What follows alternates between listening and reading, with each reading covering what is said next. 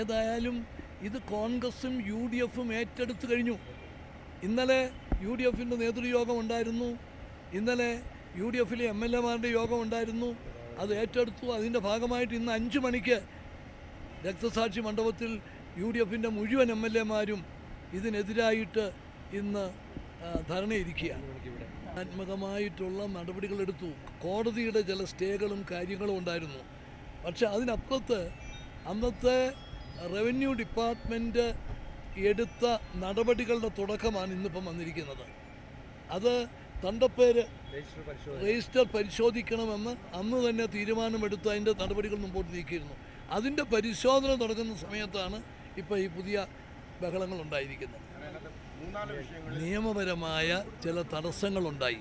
പക്ഷെ ഒന്ന് ഞാൻ നിങ്ങളോട് തിരിച്ചു ചോദിക്കുകയാണ്. കഴിഞ്ഞ 5 വർഷക്കാലം മൂന്നാറിൽ 1 ഇഞ്ച് ഭൂമി കയ്യേറിയിട്ടുണ്ടോ? ആരെങ്കിലും കയ്യേറിയിട്ടുണ്ടോ? ഈ കയ്യേറ്റം കണ്ടെത്തി അവരെ ഇറക്കി വിടുന്നതിന് വേണ്ടിയിട്ടുള്ള നടപടികൾക്ക് നിയമപരമായ ചില തടസ്സങ്ങൾ വന്നിരുന്നു.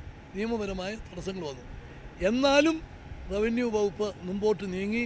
അതിൻ്റെ അടിസ്ഥാനത്തിലാണ് തണ്ടപ്പേർ രജിസ്റ്റർ പരിശോധിക്കണം എന്ന തീരുമാനം അന്ന് എടുത്തത്. ആ തീരുമാനം നടപ്പിലാക്കാൻ തുടങ്ങുന്ന സമയത്താണ് ഇപ്പോൾ പ്രശ്നങ്ങൾ വന്നിരിക്കുന്നത്.